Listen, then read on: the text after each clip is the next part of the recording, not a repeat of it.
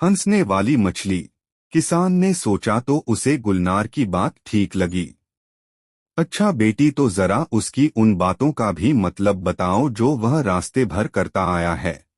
और किसान ने रास्ते का सारा हाल उसे बताया। गुलनार थोड़ी देर सोचती रही, फिर बोली, अब्बू यह लड़का बहुत समझदार और बुद्धिमान है। उसकी हर बात में एक मतलब छिपा है। जब उसने कहा कि आधे रास्ते आप मुझे ले चलें और आधे रास्ते वह, तो उसका मतलब था कि आधे रास्ते आप उसे कोई कहानी सुनाइए और आधे रास्ते वह सुनाएगा।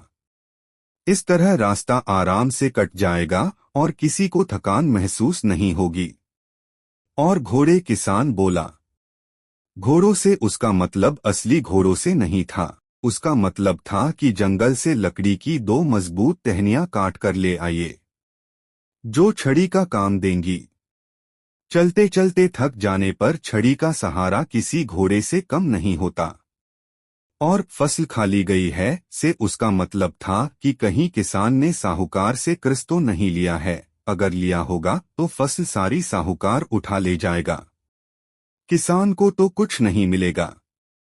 चलो, तुम्हारी सब बातें ठीक हैं, पर जूते पहनकर नदी पार करना तो पागलपन ही कहा जाएगा। किसान बोला। अब्बू, मैं कई बार सोचती हूँ कि लोग जूते उतारकर नदी में क्यों जाते हैं। ऐसा करने से कोई नुकीला पत्थर उनके पैर में चुभ सकता है और वे गिर भी सकते हैं। जूते पहने रहने पर पैरों का बचाव तो होगा। अरे, यह लड़का तो सचमुच में बहुत अक्लमंद है। मैं अभी उसे लेकर आता हूँ, कहकर किसान घर से निकल गया। इधर गुलनार ने सोचा क्यों न वह भी लड़के की परीक्षा ले। उसने एक थाली में 12 रोटियां रखीं, एक कटोरा खीर का भरकर रखा और दूध से लबालब भरा हुआ एक जग रखा। थाली नौकर को देकर बोली, यह थाली सुलेमान को देना और कहना कि साल में 12 महीने होते हैं, पूरे चांद की रात है और सागर में पानी लबालब भरा है। नौकर लालची था। उसने सोचा अगर मैं थोड़ा खाना खा भी लूं तो लड़के को क्या पता चलेगा। उसने एक रोटी खीर के साथ खा ली, फिर जग में से थोड़ा दूध पी लिया। फिर उसने जाकर थाली सुलेमान को दी और गुलनार का संदेश सुनाया। सुलेमान ने थाली रख ली और नौकर से कहा, आप अपनी मालकिन को शुक्रिया कहिएगा और कहिएगा कि साल में 11 महीने होते हैं, आधे चांद की रात है और सागर में पानी लबालब नहीं है। नौकर ने आकर गुलनार को सुलेमान का संदेश सुना दिया। गुलनार समझ गई कि नौकर ने थाली में से खाना खाया है। नौकर ने मान लिया कि उसने चोरी की है। यह बात तुम्हें कैसे मालूम पड़ी कि नौकर ने थाली में से खाने की चोरी की है? किसान ने पूछा। अब्बू, मैंने 12 रोटियां रखी थीं, मतलब साल में 12 महीने। कटोरा भरकर खीर का था, यानी पूरे चांद की रात, और सागर में लबालब पानी मतलब जग दूध से भरा है।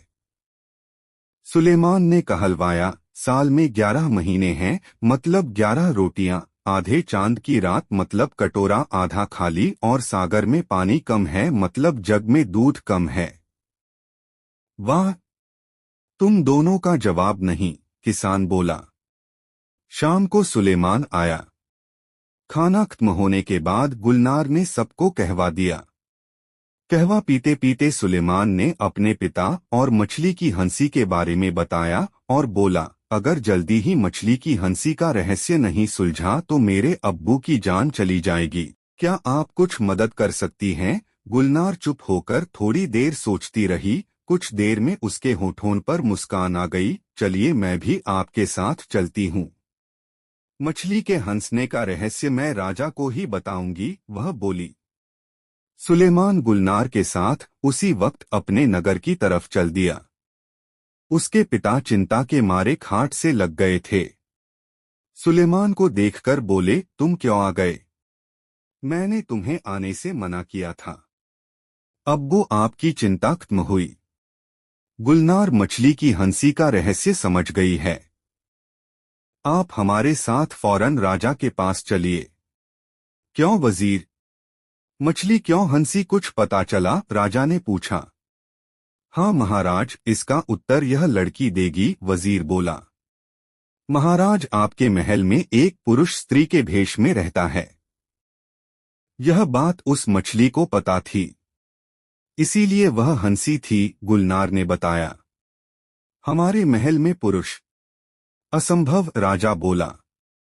महाराज, अभी इसका फैसला हो जाता है, गुलनार ने जवाब दिया। अब उसने एक बड़ा सा गड्ढा खुदवाया, फिर महल की सारी दासियों को उस गड्ढे को कूदकर पार करने के लिए कहा।